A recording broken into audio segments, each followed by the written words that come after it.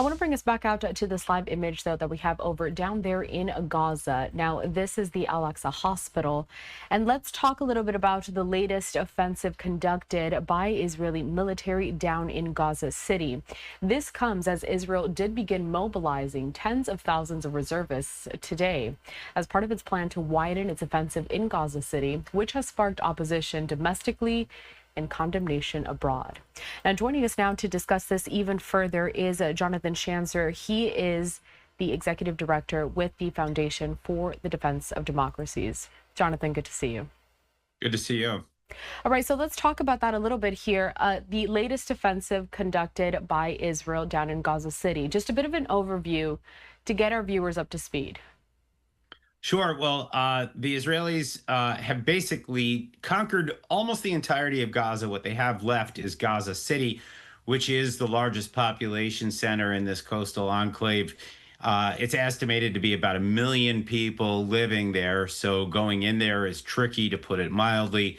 The entire operation since October 7th has been tricky because this is urban warfare. This is asymmetric warfare. You've got a labyrinth of tunnels, 500 to 1,000 miles of tunnels that Hamas had prepared for this war. And they're using those tunnels to both store hostages and to pop up and try to kill as many soldiers as possible. And so the Israelis have been kind of fighting with one hand tied behind their backs. On the one hand, trying to rescue those hostages and to fight carefully. On the other hand, having to deal with this asymmetric warfare, which can be deadly. There have been 900 Israeli soldiers that have been killed, and the soldiers are tired. And I think that's a lot of what we're seeing right now is that, there's about 60,000 soldiers that have been called up. These are people that were, before the war, they were in high-tech jobs, or they had, just sort of everyday jobs. But this is not what they're used to. This is not what they're trained for. I mean, they all had to learn how to fight, but their regular day jobs are waiting for them.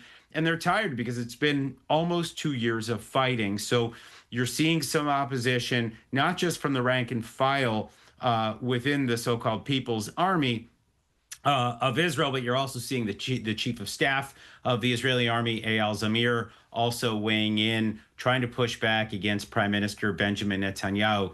But Netanyahu, I have to say, has right now shown what additional fighting might look like and how the benefits could accrue for Israel. Just over the last couple of days, the Israelis took out a guy by the name of Abu Ubaida. He was the spokesperson for Hamas for many years. He was a figure for the terrorist group, and now he's gone. The Israelis also were able to recoup 2 bodies of hostages, people who were killed on October 7th. So there were 50 hostages remaining, 20 alive, 30 dead. Now there's 20 alive and 28 dead.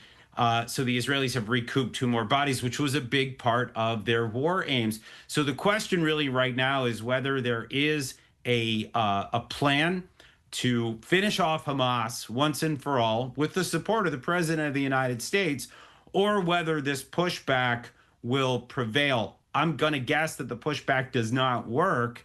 The system in Israel is strong.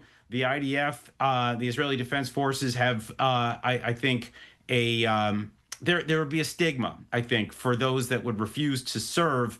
And so my guess is the vast majority will show up for service, even if they have reservations about what can or might be accomplished. So here on the screen, I did just put up this post from the IDF, courtesy of X, talking about Abu Ubaida, the head of the Hamas military there, the spokesperson, and how he was taken out. Just referring back to that answer that you gave, Jonathan. I want to talk a little bit more about these hostages, though, because we continue to focus on this offensive down in Gaza City as Israel is continuing to move in there. Are we getting further and further away from some type of assurance that we're going to recover those remaining hostages? Well, I think that's a key part of the story here right now. The Israelis want all the hostages returned. This has gone on for far too long. I would say from the Israeli perspective, for sure, but I think from the international community's perspective, too. People want this war to end.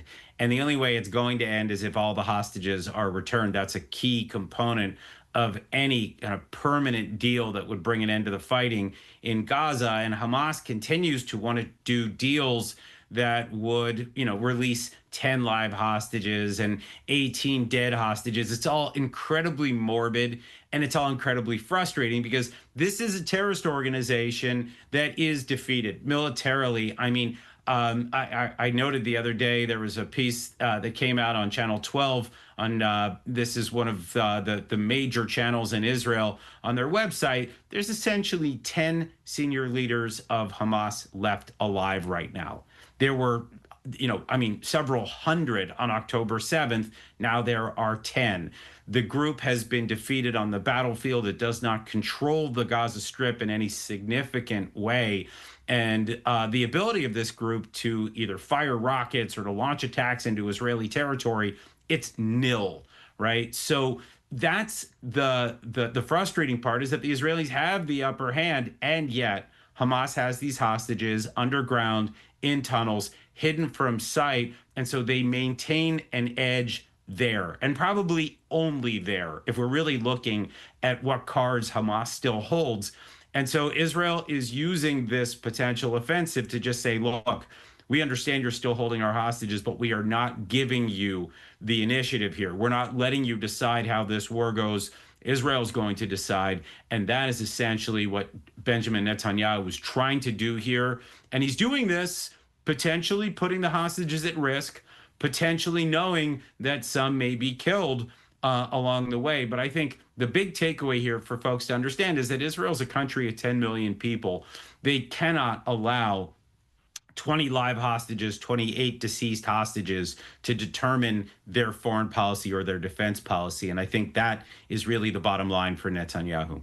And that's almost the bigger question when you look at just the scale of this entire operation and seeing what's going to be, the decision going forward. But we keep hearing Israel say that they're not going to stop until Hamas is eradicated fully, that they're going to continue on with this offensive.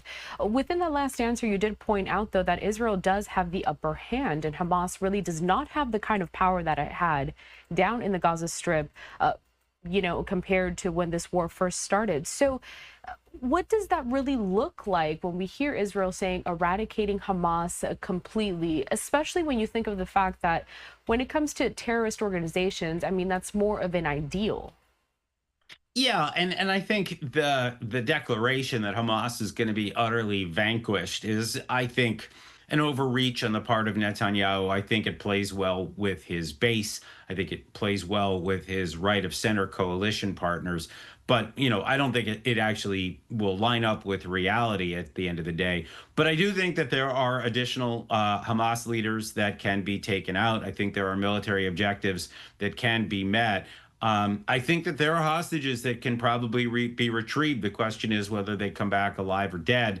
And that is some morbid stuff. Let's just be honest here. This is really difficult. These are excruciating decisions for Israel at the end of the day. But I do think that they could completely take control of Gaza City. I think there will be a price in terms of soldiers lost.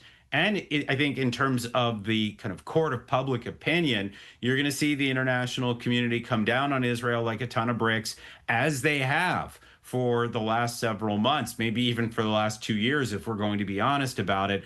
The media has not been kind to Israel as it has fought a war that it neither wanted nor started. And the international community has been hypercritical of Israel as it's fighting a brutal Iran-backed proxy, a terror proxy. But I think that from Israel's perspective, what they want to do is, if they're going to declare an end of fighting, they want to have a very clear, unequivocal message to Iran, to the rest of the Middle East, to the international community, that they have won the war without a shadow of a doubt. What that looks like right now, I still don't know. I think it's going to be one of those things where the Israelis will say, you'll know it when you see it. That, there is a big, and there have been some big moments. The killing of Yahya Sinwar, the man who started this war, I think that could have been a moment where Israel declared victory. But the problem has always been that there are still hostages. And as long as Hamas maintains an edge anywhere, Israel, or at least some of the leaders in Israel, are going to be unsatisfied.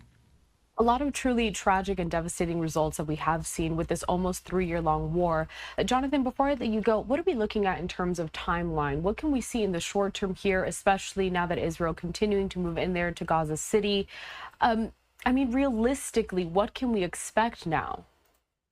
Well, I mean, I think to a certain extent, we may be looking at a game of chicken here, where Prime Minister Netanyahu is pushing his soldiers to do, kind of the unthinkable for them, which is to mobilize yet again and to go in. But the very threat of that mobilization is putting pressure on Hamas. They understand that they're going to lose additional fighters. A lot of them, I think, if we're going to be honest about this, they're going to be vanquished inside the Gaza Strip. They understand this. And so now the pressure is on them to determine whether it's time to finally make a deal that sees the release of the remaining hostages. And then the pressure shifts back to Netanyahu.